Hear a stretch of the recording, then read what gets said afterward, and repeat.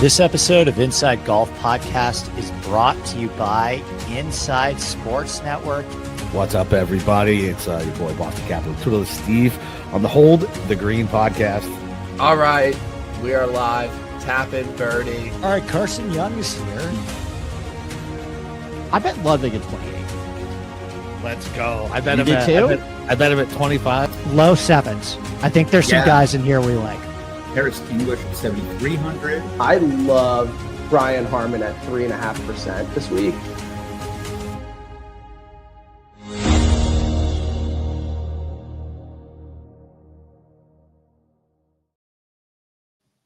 Good evening, everybody.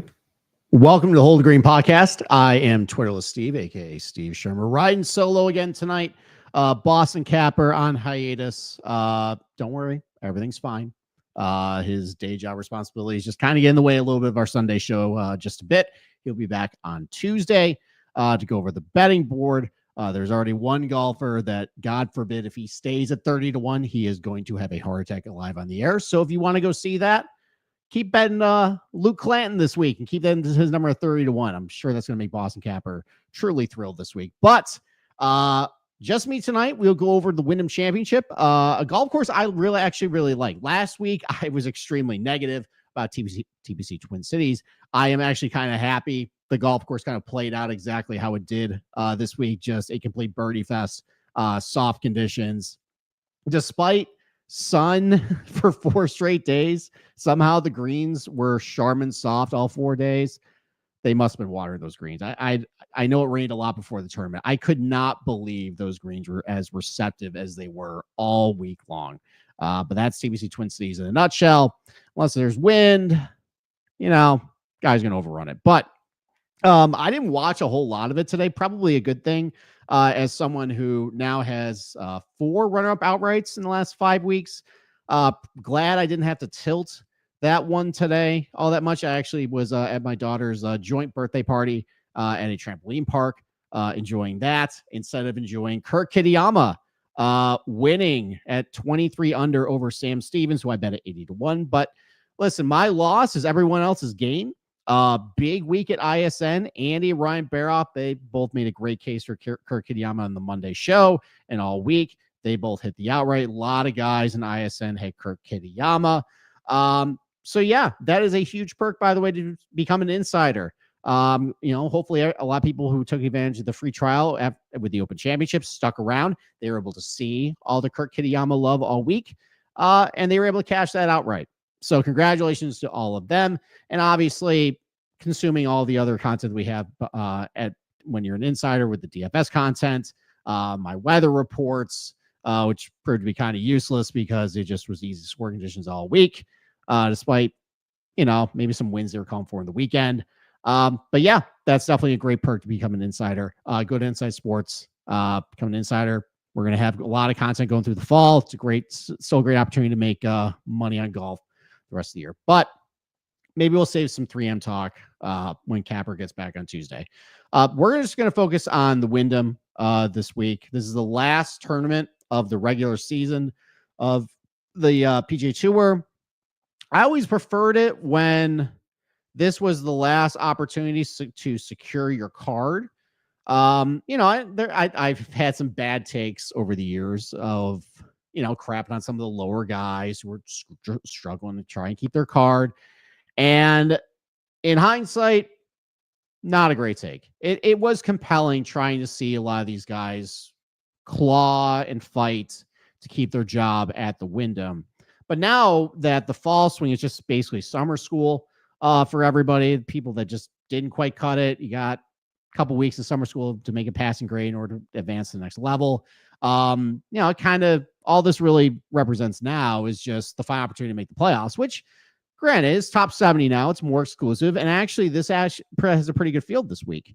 And a lot of guys who want to make the playoffs. There's obviously a lot of implications with that. If you are inside the top 50 after next week at South, or not next week, 2 weeks at Southwind, you're in all the signature events. There's a lot of money that comes with that.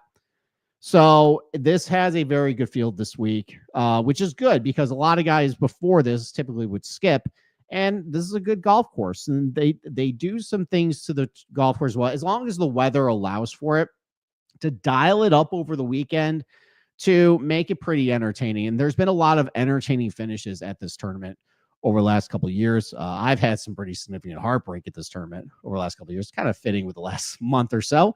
Maybe we're setting myself up again for another heartbreak. That's just perfect. But let's go over the Wyndham Championship.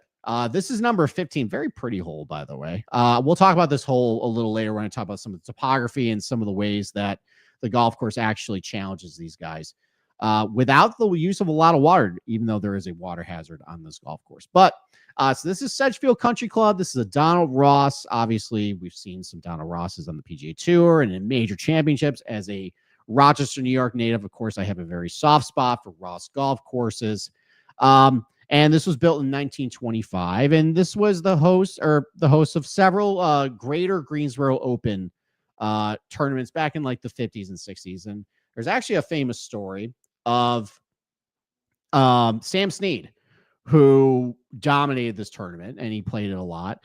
And he actually thought Sedgefield was too easy, and that he was famously known for burying tomato cans of cash in his yard. And he actually went to the golf course owner of Sedgefield and said, "Hey, look, I'll go dig up some of my tomato cans and give it to you if you actually make this place harder." And the guy who owned the golf course actually didn't like that, and he actually banned Sam Snead from Sedgefield Country Club, which is funny because, I just banned somebody in our Discord for saying that Sam Stevens was going to win on Thursday, and then he probably hit it into the water. If we're just talking about banning, it's an essential theme for tonight, I guess. No, just kidding. I love you, Kmart 91. You're a good egg, buddy. So, but this moved away from this golf course, the Greater Greensboro Open, for a little bit. Kind of like what happens with Ross courses over the years. It loses some of its characteristics. It's just not as maintained as well, and it just becomes, kind of an ordinary golf course over time, just due to, lack of quality care. But Chris Spence came in, and I think around like 2006, 2007, he's known as a guy who restores and renovates old Ross courses, and he picked this one to renovate. So in 2007, he lengthened it. He renovated a lot of the greenside surrounds to restore a lot of the Ross qualities of it, and he convinced the PGA Tour to bring it back. And this has been the home of now the Wyndham Championship, going back since 2007.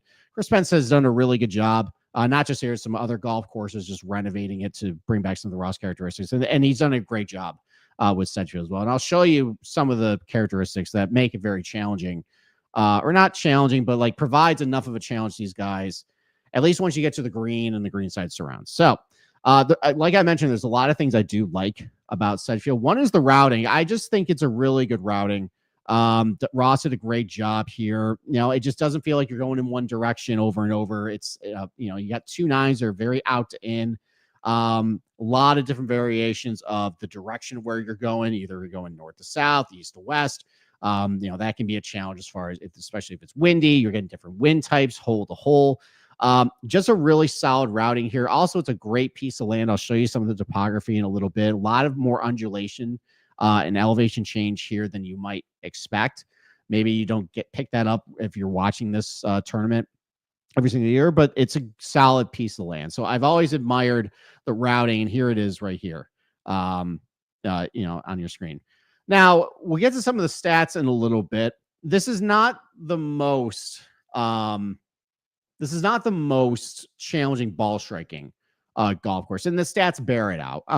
There definitely is a little bit more of a challenge off the tee, which with some characteristics I'll show you in a little bit. Approach play, though, look, there just isn't really a whole lot of water. Sometimes that boosts its difficulty in the data golf stats. The greens are about 6,000 square feet, so they're a little bigger than average. So, there's not a whole ton of long approach shots, so that always usually reduces the difficulty as well. But the defense of Sedgefield, if there, is one, usually it's, scoring is usually pretty good here. But the defense would be the greens and greenside surrounds. And one is the tricky Ross greens and the characteristics of it. So this is I'm going to show you a couple of examples of some pretty, difficult greens that these guys have to navigate. So this is the first green, par 4, 400 yards. You can see actually just even from the drone shot, pretty significant tilt from right to left here.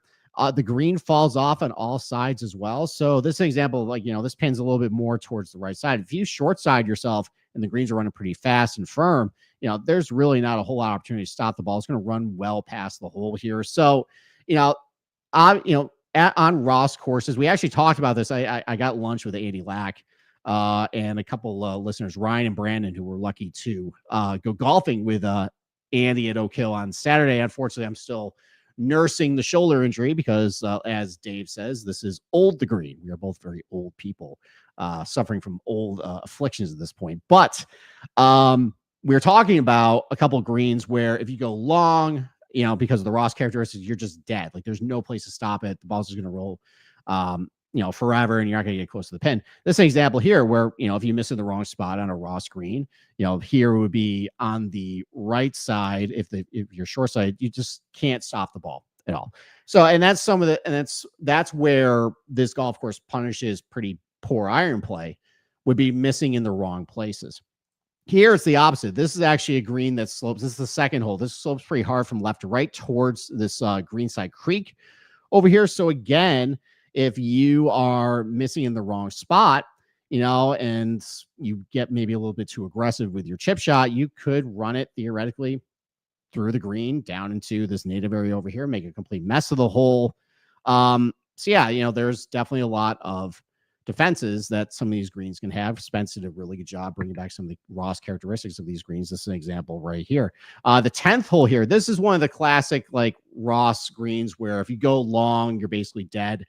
This is built into the side of the hill. This is 10. There's no greenside bunkers, but again, the green is raised with fall offs on all sides, and it slopes pretty hard from back to front here. That's mostly what I'm used to with some of the greens up here that are Ross courses. Basically, if you go long on a Ross green, you're basically dead. Here, though, either you can spin your approach shot off the green, it'll fall, just run pretty repel away from the green here. Or if you hit it long, there's just no way to really stop the ball. So yeah, like this is something where if you have bad iron play and you miss the wrong spot, you really can make a mess of it with some of the characteristics of these greens. Here, this is number 13. You can actually see how severely contoured and undulated this green is. You see a shoulder right on the right side here, a couple ridges in front here. This is a pretty difficult green to both putt on and just chip as well, just because you got to navigate a lot of the undulations, especially if they dial it up a little bit on the weekend. They can run pretty firm and fast too. So again, like this is, even though it's not the most challenging ball strikers golf course, the greens definitely provide a bit of a challenge for these guys. And if you don't really know what you're doing on these greens, or you're just, just being a little sloppy, you can get punished pretty quickly, or just cost yourself a good birdie look here. The other thing too that I like about this golf course is the topography. It's got pretty good topography, a little bit sneaky elevation change as well. Here's an example here where there's good characteristics of the hole to provide some challenge and make you think a little bit. So this is the number 6 par 4, 417 yards. You got a creek that runs diagonal through the fairway here, and I always like seeing hazards like this to where if you want to maybe pull driver here and take it on, if you push it a little bit far left, your carry over the creek is a lot longer. Or you could just bail out left. The carry is a little shorter here, but you got these native grasses over here. You got a bunker as well that can, if you're really offline, can punish you here. Most guys tend to just lay short of the creek here and set up just a shorter approach shot into the green. The one example I can think of through the years where that did not happen was, I think it was 2020. I think it was Siwoo Kim. It was the year that Siwoo Kim was coming in as a 54-hole leader. And for whatever reason, he just pulled driver on this hole and he sent it way right, incurred a penalty stroke, and then he just imploded. It might have been the year Jim Herman won, actually, which was tragic because that was actually the first show that Capper and I did. We did the 2020 Wyndham Championship. We both were on Billy Horschel for our first show. And Horschel gagged it on the back nine, and Jim Herman came home for the win. And that set up, that was an omen for a lot of heartbreak that we have experienced betting outrights over the years. We've also had a lot of good bets too. But I remember this hole specifically because Siwoo did that, and it was just like we were texting each other. We couldn't understand what he was doing. But yeah, this is an example of like, there's topography elements where if you are a little bit too aggressive, you can definitely punish yourself here. This is number 11. This is a difficult fairway to hold, especially if it's running pretty firm. It cants pretty hard from right to left. So the optimal shot shape is just a fade into the hill, have it land soft so it stays in the fairway. If you're somebody who maybe hits a draw or maybe pushes it a little bit too far left, you're probably going to run it into the rough over here. You'll have some tree trouble. So it's an example of a hole that has some pretty interesting topography to make it a challenge off the tee to keep it in the fairway here. This is number 14. You can see some of the undulations in the fairway here. I point this out, though. This is the hole that Max Grazerman blew up last year to hand the Aaron Rye outright bettors a win on a silver platter. Down the back nine. Grazerman, I think, was up 4 with 6 to go. And it was right after he just holed out for eagle, and he made a complete mess on this hole. Fired his first tee shot into the native grasses over here, took it unplayable. Third shot, I think, ended up in this bunker right over here. Splashed out, hit a terrible approach shot, got on the green, and then 2-putt for an 8 to flip the tournament to Aaron Rye's way. But again, like this is an example. We'll talk about the missed fairway penalty in a little bit. This is an example of times where if you do miss the fairway, you definitely can punish. This is not an easy bunker to play out of, as Max Grazerman showed you. Or if you fire it way right, you're basically incurring it an unplayable in these native grasses or in these trees. So very important to keep the ball in the fairway. This is an example of one of the holes where you will get punished if you are offline. Here's number 15. This was the cover photo that I used for the PowerPoint. Again, there's a lot of trouble if you miss the fairway here. You have the creek that runs down the fairway to the left over here. You also have this large swath of native grasses where you can incur an unplayable. This bunker also is not very easy to play out of because you got to carry it all over water as well. So you got to clip it perfectly. Par 5, not the longest par 5, but again, you got to carry it over water. You've seen a lot of guys, if they hit it a little bit too far right, they'll hit in the water here. Obviously, there's a bunch of places where you can incur a penalty. It's downhill as well, so you got to control, especially if it's playing pretty firm, you got to control rollout as well. So interesting hole, a lot of interesting features with the topography on number 15. Number 18, this plays downhill. It's a par 5 for the members, but plays as a par 4 for the PGA Tour. Pretty difficult closing hole here. This is also the hole where I think they had the crazy 6-way playoff in 2021, and they eventually whittled it down to Kevin Kisner. That's another tournament I don't like talking about. I had Russell Henley that tournament. He slowly bled out. But then I had Kevin Na and Adam Scott in the playoff. That ended very poorly. Congratulations to the Kisner bettors for that win. But another reason I remember this hole too was when I assumed or thought that Ollie Schneiderjans was going to be the next big thing. Coming out of college, he had the top 10 at the 2015 Open, pretty good college career, and he went toe-to-toe with Henrik Stenson, who was my boy at the time.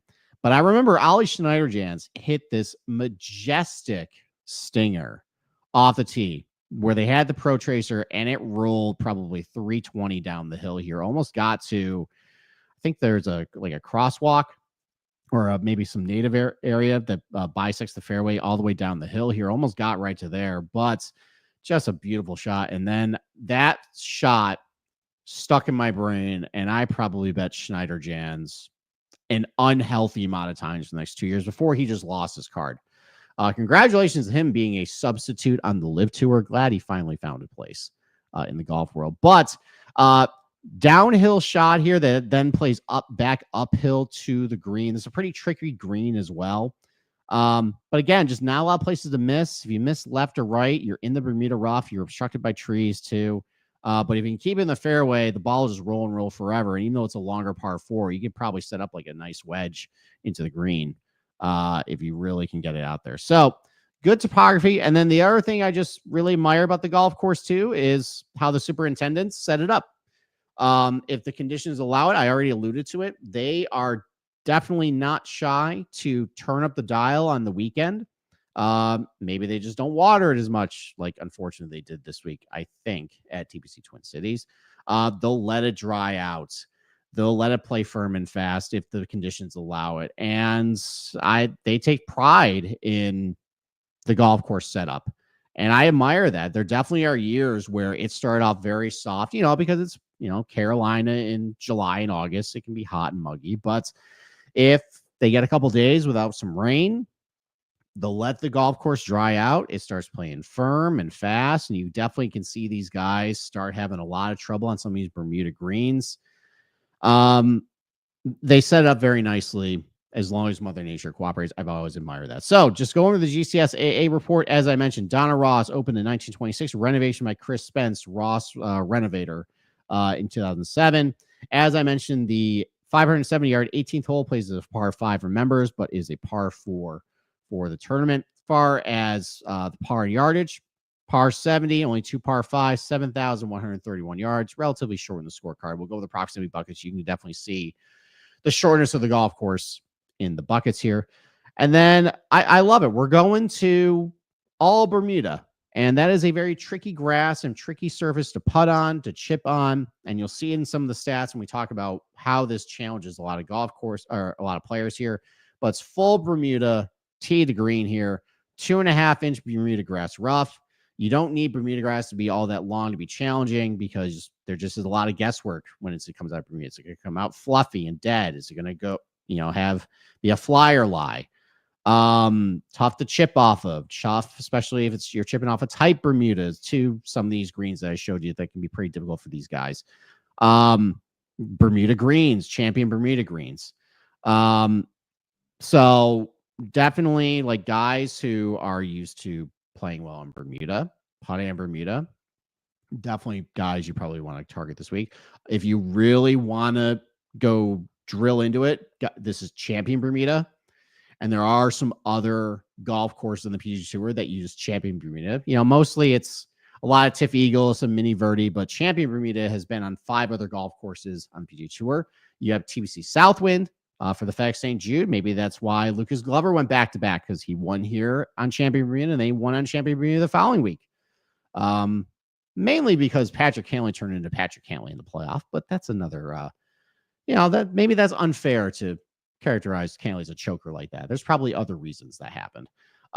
But Glover won back-to-back on champion Bermuda. FedEx St. Jude is another one. Eastlake is champion Bermuda. The Dunes Golf and Beach Club for the Mo Beach Classic, that is champion Bermuda. Pinehurst number 2, although those greens, as far as like how they roll and their characteristics, definitely a little different. But as far as agronomy goes, they're both champion Bermuda. And the Country Club of Jackson, which actually is a Ross-inspired golf course. I forget who did it there, but there's some Ross characteristics about it. But that's also champion Bermuda for the Sanderson farm. So that's your agronomy takes. As far as what I mentioned to you, just not a lot of water on the golf course.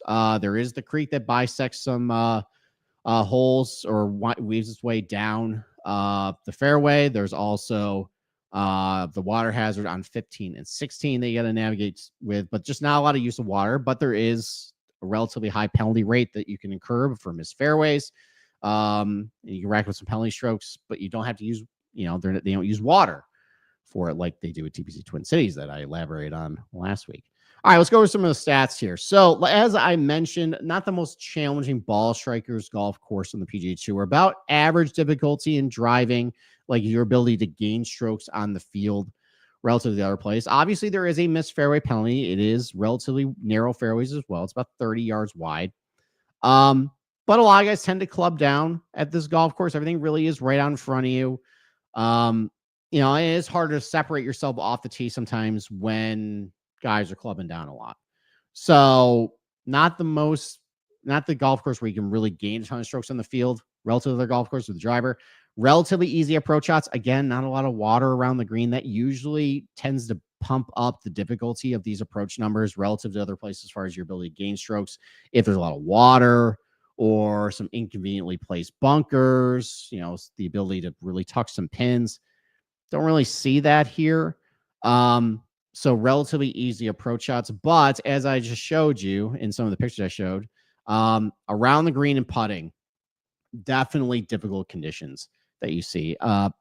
Part of that is due to Bermuda, either chipping off of tight lies or coming out of the Bermuda rough. There is a little bit of guesswork that goes with that, but also some of the characteristics of the Ross greens, to how undulated they are. And if you miss on the wrong side, it's very difficult to get up and down. And the ability to putt on Bermuda that can get kind of crispy and fast over the course of a tournament. They can be very difficult to putt on Ross Bermuda greens that we'll see this week. So that is where the challenge really is around the green putting this week. As far as scoring goes, I mean, not the toughest scoring conditions. In really easy conditions, you could get to -2, -1.25 or so. But if you get the wind kicked up, it plays pretty firm. It still plays under par, at least for the last 3 years, but it's not crazy. Played around par in the second round in 2022, played only -0.4 in the final round 2023, -0.6 in 2024. I mean, we would love to see that based on some of the scoring averages we got at TPC Twin Cities this week. So, if the right weather elements and course conditions present itself, it can stand up to the professional game. But unfortunately, with some of the weather we're going to get this week, seems like we're going to get a lot of rain, so it's going to play kind of soft. So unless we get some wind, might be a lot of -1.25, -1.5 rounds. So, which is unfortunate because I definitely like and enjoy watching the weekend when Sedgefield can get pretty firm over the weekend. We just need Mother Nature to kind of cooperate. Now, as I mentioned, this has a very high missed fairway penalty. Relative to other golf courses in the PGA Tour, ranked solidly inside the top 10 in the highest missed fairway penalty based on your expected score on a hole if you hit a fairway versus if you miss. And a lot of that is due to the rough. Obviously, it is very difficult to hit out of Bermuda rough. Either it can come out dead or it could be a fly or lie. Anytime you deal with Bermuda rough, you are upping the difficulty and the penalty usually of a missed fairway. The non-rough as well, there's a lot of native grasses that can be off the fairway where you can incur a penalty stroke. That's mostly what fuels the relatively higher penalty rates for missed fairways at this golf course. 12th in 2022, 12th out of 45 in 2023, 18 out of 43 in 2024. And it's mostly in the form of hitting those native grasses. Usually you're taking unplayable or you're just chopping out at that point. We'll also mention this too. This, unfortunately, has been a tournament that I haven't watched a ton of the last couple of years, mostly because major life events have pulled me from the podcast for a little bit. So 2022 and 2023, I don't have a great memory of those tournaments. I remember watching a lot of 2024 because it was a boring summer for me.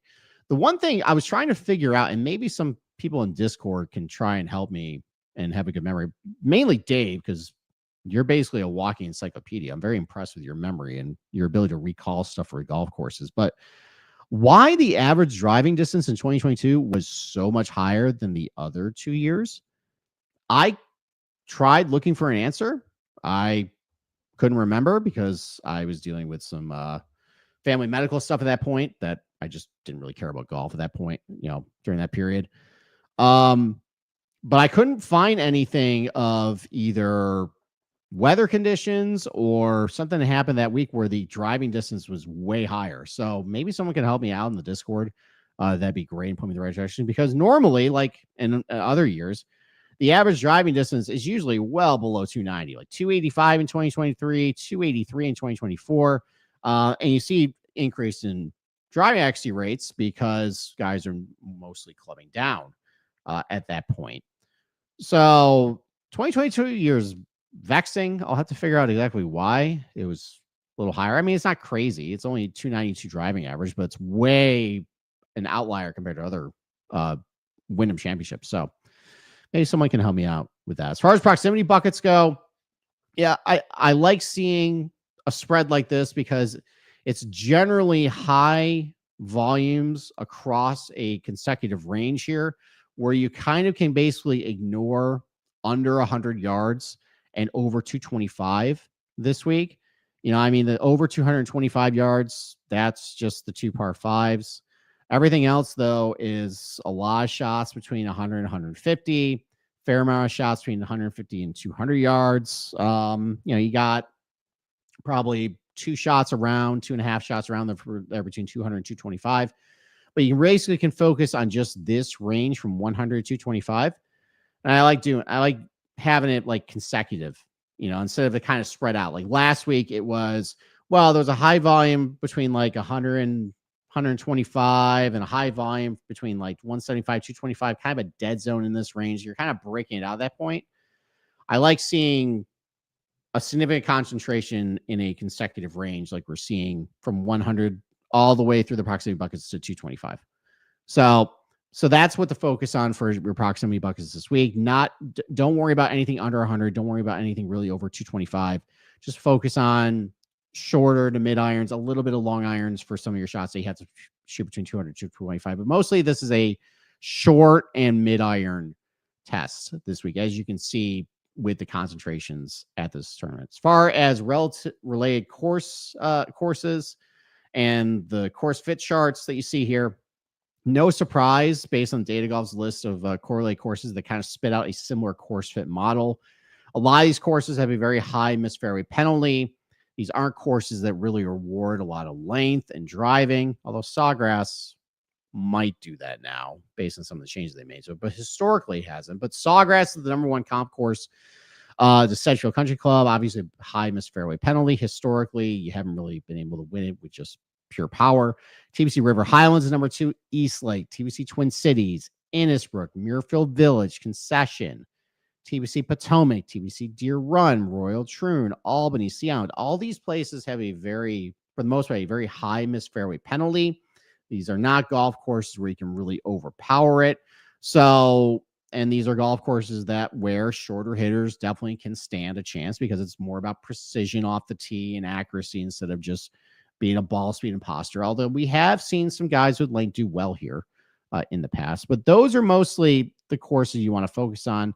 And then no surprise here, we're talking about very high missed fairway penalty, but this isn't a golf course where you have to hit driver a whole lot. Guys who tend to hit a lot of fairways tend to find a lot of success here. And actually that translates to the tournament as well. There's some funny stats as far as how strokes gained off the tee can be formulated here that we'll get to in a little bit. But very big correlation to accurate drivers off the tee to success here. Very low correlation of driving distance to success, to the point of there actually is a tournament recently where the farther you hit it, the worse you did off the tee because there was a negative correlation to how you got strokes gained off the tee for the week based on distance. It's kind of funny. Otherwise, though, I mean, got to be a pretty good ball striker usually with your irons. It's not that much different than the average PGA Tour golf course, but it's the most important attribute you can have any single week.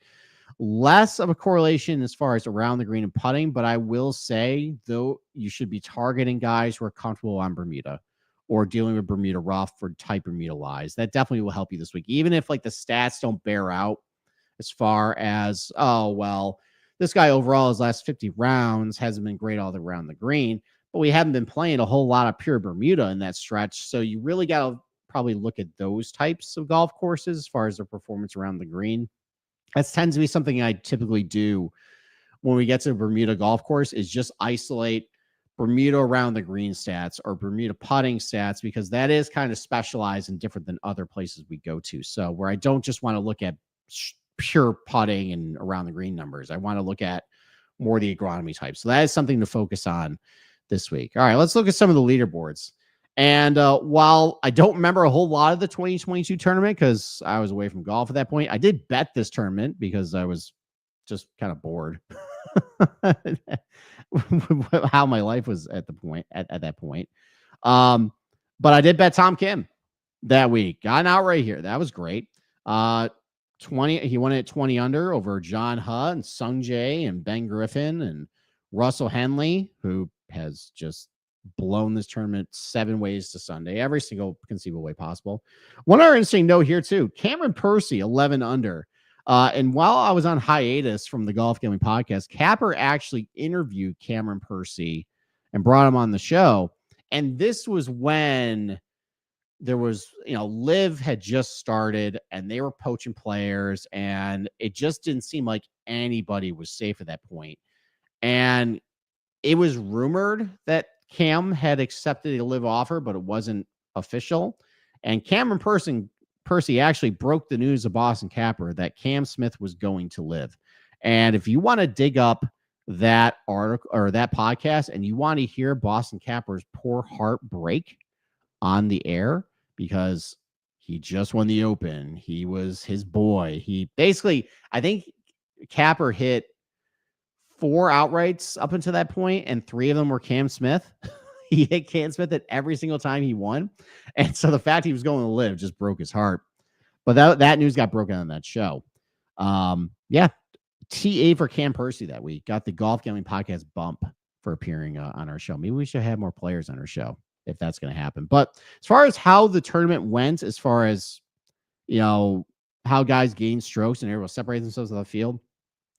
So there always usually is the ability to gain more strokes off the tee or have it contribute more towards the be more correlated with being able to separate yourself at the tournament based on how your driving performance. And it's almost all to do with how many fairways you hit, and definitely less with your driving. Way less correlated than the average PGA Tour golf course as far as how far you hit it.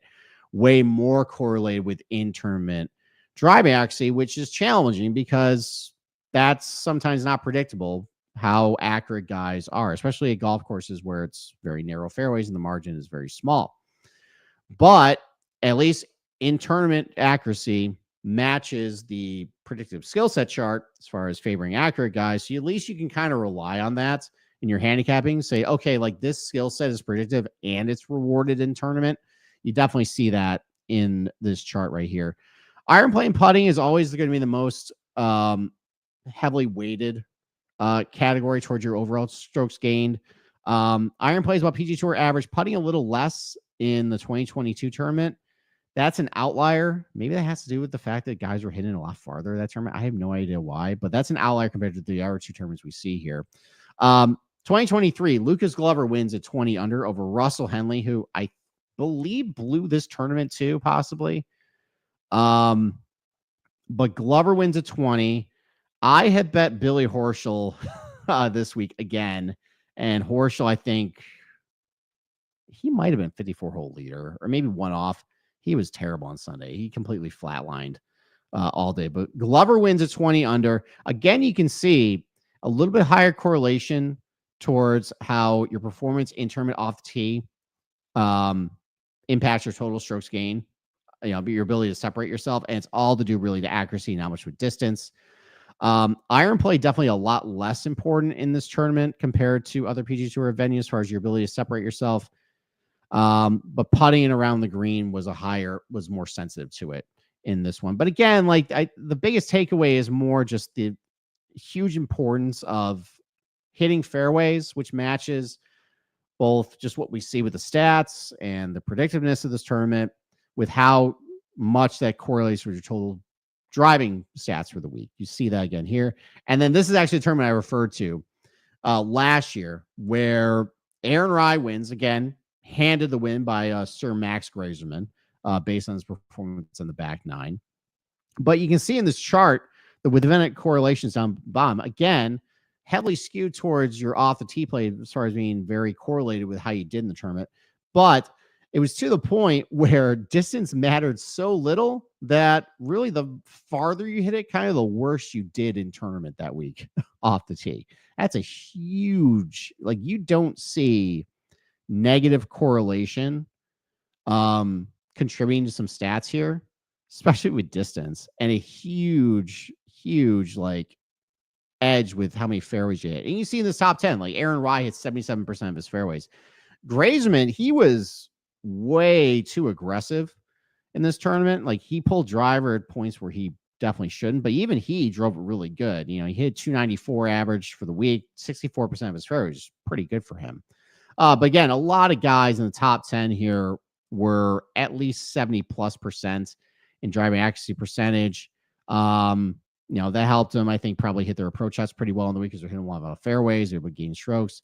It did turn a little bit to a putting contest last year, too. Little higher correlation towards your average or towards your strokes gain based on how you putt it in tournament. So that's it. That's the leaderboard for this. Let's actually go and look at the odds board here. Why can't you see? Oh, did they take it down? Oh, no. Oh, this is a curveball. Hold on. What happened? Oh. Hold on. Oh, here they are. Okay. All right. Now we can see it. All right. This is my first reaction to the betting odds of the Wyndham. And it's nice to actually see the odds start at 20, at least. Tournament favorite, Matt Fitzpatrick, 20-1. Bob McIntyre, 22-1. Ben Griffin, 22-1. Was kind of hit a little bit of a wall last couple tournaments here. Keegan, 22-1. This is a great field. Akshay, 28-1. Jordan Spieth, 30-1. Jake Knapp, 30-1. Hideki, 30-1. Did you ever think you would ever see Jake Knapp, Joe Dirt, with the same odds to win a golf tournament as Hideki Matsuyama? That's a bit of a sticker shot, but Jake Knapp's playing good. I don't know if he's a great course fit for this place, but he's playing pretty good. Harry Hall, 30-1. Aaron Rye, 30-1. Wyndham Clark, 30-1. Luke Clanton. This is the one that would give Boston Capper a stroke if he was here. 30-1 Luke Clanton. Holy cow. All right. Kurt Kitayama, 30-1. Siwoo Kim, 41. So there's a lot of, these odds, they're very condensed. I would hope some of these guys would end up drifting a little bit. We probably will see that, but man, these are very condensed odds. There's so many guys under 50-1 here. As far as just like snap bets go, look at the top here. You could bet Akshay again. Like, he was terrible today, but I guess I would have to look his Bermuda history as far as if he would be good here. But like, Akshay's been good at like Sawgrass and River Highlands and some of these other golf courses where, it's definitely higher miss fairway penalty. Does tend to hit a lot of fairways. Iron play has been great. Doesn't necessarily rely on a lot of length. That could be somebody. It's 28-1. It's a lot higher than what he was last week, but that's not terrible. Siwoo was awful this week. He basically quit, but this is a better golf course, I think, for him. Let's see. You got scrolling down here. It's Ryan Gerard, probably a good course fit here as far as like his skill sets go. 65-1. That's not a bad name. Andrew Novak's really fallen off. Like, that was somebody who, he lost at Harbor Town. We were thinking maybe Ryder Cup at that point. He's fallen off, but Wyndham might be a decent golf course for him. He's 70-1. Let's see who else. Ben On's been weirdly good here, but he's kind of trash right now. He's 80-1. Let's see who else we got here. I gotta stop betting Victor Perez. I've been betting him way too much, but does drive it pretty good. The iron play's been pretty good. Maybe one more week for him. Matt Kuchar. No. I can't bet him after the shenanigans he pulled last year. Monday finish Matt Kuchar. That was funny. All right. I'm gonna have to digest this a little more, but there's a lot of names that are appealing towards the top here. Hopefully there's gonna be some drift. But those are kind of some names I'm kind of looking at early right now. Dermot Gertz said Grillo 75-1. Yeah, I can see it. I don't know. I'd have to look at his course history here. that's any good. But yeah, that's a solid pick as far as like his attributes. That would work here for sure. So, all right. That's it. Short and sweet show. Again, just me for tonight, as you have heard for the last 45 minutes. But Boston Capper will be back on Tuesday. We will go over the Wyndham Championship betting board. Hopefully, I can actually get a winner instead of the runner-up and actually cash an outright for based on a lot of close calls I've had. But thanks for joining. Hope you enjoyed it. Hope you it was informative for you guys. And with that, we will talk to you all on Tuesday.